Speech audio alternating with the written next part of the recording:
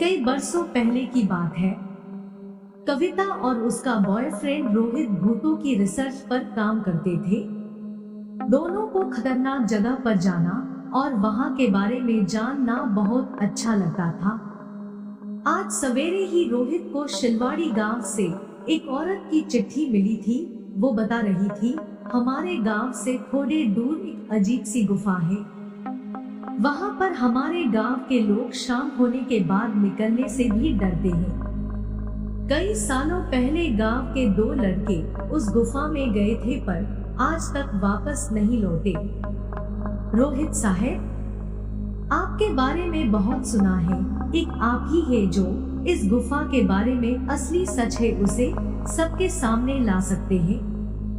हमारी और हमारे लोगों की मदद कीजिए, आपकी बड़ी मेहरबानी होगी। दिन के 3 बजे रोहित और कविता कार लेकर शिलवाड़ी गांव की ओर निकल गए। करीब 3 घंटे बाद दोनों शिलवाड़ी गांव पहुंच गए। रोहित ने देखा गांव बहुत पुराना है। वहां पर शहर जैसी कोई सुविधा नहीं है। 6 बजने आए थे और शाम भी ढलने वाली थी, इसलिए दोनों उस गुफा तक जल्दी से पहुंच जाना चाहते थे। पर उनको नहीं पता था कि गुफा किस ओर है। रोहित को दूर एक चाय की दुकान दिखी। उसने कविता को कहा, चलो कविता, उस चाय वाले से पूछते हैं पुरानी गुफा किस तरफ है। रोहित चाय वाले के पास आकर पूछता है, चाचा, क्या आप बता सकते हो यहाँ पर रहस्यमय गुफा कहाँ पर है? चाय वाला अपने हाथ से इशारा करता हुआ कहता है, जी उस तरफ है, पर आप उस गुफा के बारे में क्यों पूछ रहे हो? चाय वाले का चेहरा थोड़ा डरा डरा सा लगता है, इसलिए रोहित कहता है, मेरा नाम रोहित है और ये मेरी दोस्त कविता। हम लोग रहस्यमय जगहों पर जाते हैं और पता करते हैं कि आखिर सच्चाई क्या है। रोहित की बात सुनकर चाय वाला डरते हुए कहता है, साहब, भूल से भी वहाँ पर मत जाना। जो भी रात के समय उस ओर गया वो कभी वापिस नहीं लौटा। रोहित चाय वाले से कहता है, चाचा, आप बिल्कुल भी हमारी फिक्र ना करें। हम कई सालों से ऐसे ही कई रहस्यों को सुलझाते आए हैं। रोहित और कविता ने बूढ़े आदमी की बात नहीं मानी और गुफा की ओर चल पड़े। रात हो चुकी थी।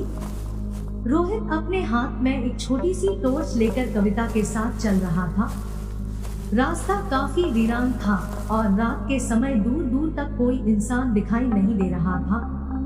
काफी चलने के बाद दोनों गुफा के पास पहुंच जाते हैं।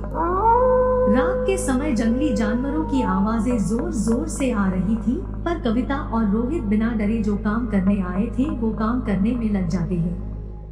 रोहित हाथ में टॉर्च लेकर गुफा के अंदर जाने लगता है। उसके साथ कविता हाथ में कैमरा लेकर रोहित के साथ चलती है और गुफा की फोटो कैप्चर करने लगती है।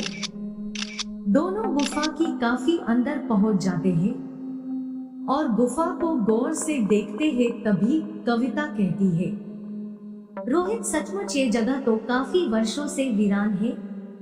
लगता है यहाँ कोई आता जाता नहीं है। हाँ, वो औरत भी यही बता रही थी। गुफा की दीवारों पर काफी डरावनी आकृतियां बनी थी। रोहित ध्यान से इन आकृति को देख रहा था। तभी अचानक कविता कुछ ऐसा देख लेती है कि उसके मुंह से चीख निकल जाती है। रोहित दौड़ता हुआ उसके पास आता है और पूछता है, क्या हुआ कविता, तुम चीख क्यों रही हो? पर कविता इतना डर गई थी कि वो बोल भी नहीं पा रही थी। वो सिर्फ उंगली का इशारा करती है।